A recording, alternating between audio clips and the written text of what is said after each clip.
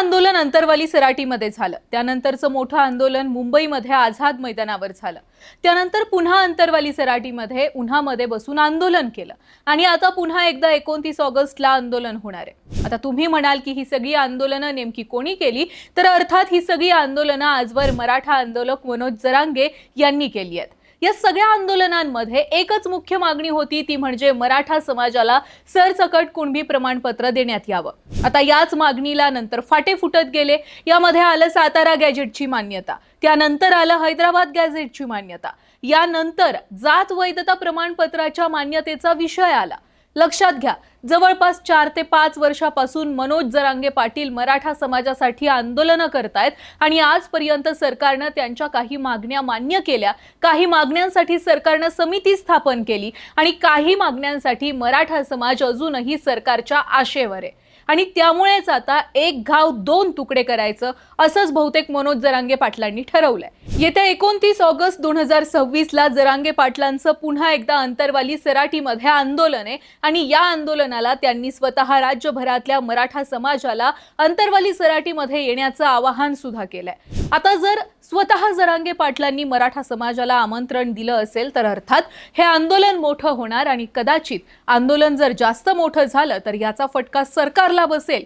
याच भीतीतून सरकारनं त्यांचं शिष्टमंडळ सुद्धा 24 ऑगस्टलाच जरांगेंच्या भेटीसाठी पाठवलेलं, पण जरांगेंनी यावेळी मात्र कुठलाही समझोताचा पवित्रा घेतलेला नाही। त्यामुळे 29 ऑगस्टला जरांगे यांच्याकडून केलं जाणारं आंदोलन हे नेमकं कोणत्या मुद्द्यांवर आधारित असणार आहे, सरकारच्या शिष्टमंडळानं जरांगेंसमोर कोणता प्रस्ताव ठेवलेला होता आणि जरांगेंनी थेट मुंबईमध्ये वर्षा बंगल्यावर येण्याचा इशारा नेमका का दिला, हेच आजच्या व्हिडिओमध्ये सविस्तर पाहायचंय। नमस्कार। बघा, 29 ऑगस्टला मनोज जरांगे अंतरवाली सराटीमध्ये आंदोलनाला बसणार आहेत।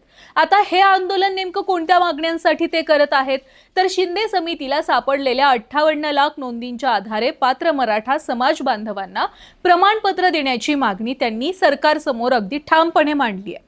यासोबतच सातारा GRची अंमलबजावणी, प्रमाणपत्र मिळण्यात येणाऱ्या अडचणी, आंदोलनादरम्यान दाखल झालेले गुन्हे मागे घेणं आणि बलिदान दिलेल्या समाज बांधवांच्या कुटुंबियांना निधी देणं, वैध झालेले जात प्रमाणपत्र जात पडताळणी समितीकडून अवैध ठरवले गेलेले त्यावर ठोस मार्ग काढणं, या सगळ्या मागण्या पूर्ण करण्यासाठी मनोज जरांगे पाटील आंदोलनाला बसणार आहेत। आता मनोज जरांगे पाटील आंदोलनाला बसणार यामध्ये नवीन काही नाहीये, कारण जरांगे पाटील हे 3 किंवा 6 महिन्याच्या गॅपनं आंदोलनाला बसतातच।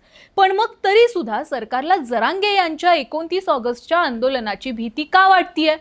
मराठा वोट बँक हे कारण तर आहेच, पण यासोबत सरकारला पर्सनली मनोज जरांगेंची भीती यंदा वाटतेय।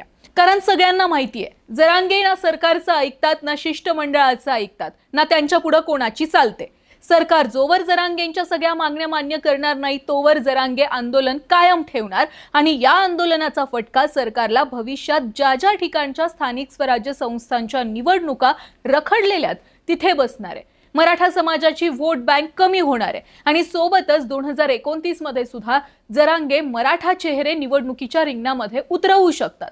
थोडक्यात काय, सरकारला सुद्धा आता कुठेतरी कळून चुकलंय की ठोस निर्णय जर घेतला नाही तर यावेळी मराठा समाजाची मोठी नाराजी अटळ आहे। त्यामुळेच सरकारनं 29 ऑगस्टचं आंदोलन होण्याआधीच सावध पवित्रा घेऊन स्वतःचं शिष्टमंडळ 24 ऑगस्टलाच अंतरवाली सराटीमध्ये मनोज जरांगेंच्या भेटीसाठी पाठवलेलं होतं। सरकारच्या शिष्टमंडळामध्ये मंत्री राधाकृष्ण विखे पाटील, उदय सामंत, शंभूराज देसाई आणि आमदार प्रसाद लाड यांचा सुद्धा समावेश होता। बैठकीमध्ये विखे पाटील यांनी सरकारची भूमिका सकारात्मक असल्याचं सांगितलं। शासनाने घेतलेल्या निर्णयांची अंमलबजावणी अपेक्षेप्रमाणे होत नसल्यानं जरांगे पाटील नाराज असल्याचं त्यांनी स्पष्ट सुद्धा केलेलं आहे। अंमलबजावणीतील त्रुटी 2-3 दिवसामध्ये दूर करण्यासाठी उपाययोजना करण्याचं आश्वासन सरकारच्या शिष्टमंडळाकडून देण्यात आलंय। मात्र या चर्चेनंतर 29 ऑगस्टचं आंदोलन थांबणार नसल्याचं स्वतः जरांगे पाटलांनी स्पष्ट केलंय। जरांगेंच्या मते चर्चेपेक्षा 28 ऑगस्ट पर्यंत प्रत्यक्ष निर्णय आणि त्याची अंमलबजावणी करा, अन्यथा 29 ऑगस्टला अंतरवाली सराटीमध्ये आंदोलन अटळ आहे। या पुढे जाऊन जरांगे असंही म्हणालेत की जर अंतरवाली सराटीमध्ये आंदोलनादरम्यान काही अडथळे आणले तर माझ्यासकट राज्यभरातला संपूर्ण मराठा समाज मुंबईला थेट फडणवीस यांच्या वर्षा बंगल्यावर येईल। मुंबई आपल्यासाठी आहेच। थोडक्यात काय, शिष्टमंडळाच्या बैठकीनंतर जरांगे सरकारसोबत मध्यस्थी करायला तयार नाहीत। यावेळी जरांगे यांना थेट अंतिम निर्णय पाहिजे। 29 ऑगस्ट पर्यंत सरकार कोणत्या ना कोणत्या मार्गाने जरांगेंची समजूत काढण्याचा प्रयत्न करत राहणार आहे। पण यावेळी जरांगे शब्दाला जागणार की सरकार सोबत तह करायला तयार होणार हे पाहणं महत्त्वाचं असणार आहे। जर आधीप्रमाणे पुन्हा एकदा जरांगे यांनी सरकार सोबत तह केला तर पुन्हा एकदा मराठा समाजाच्या मागण्या वर्षानुवर्ष प्रलंबित राहतील असं राजकीय तज्ञ म्हणतात। या सगळ्या प्रकरणावर तुमचं काय म्हणणं आहे? खरोखर 29 ऑगस्टला मनोज जरांगे पाटील आंदोलन सुरू करतील का आणि हे आंदोलन कितपत यशस्वी होईल? तुमचं मत कमेंट बॉक्समध्ये नक्की सांगा आणि ऑनलाईन नेताला फॉलो आणि सबस्क्राईब नक्की करा।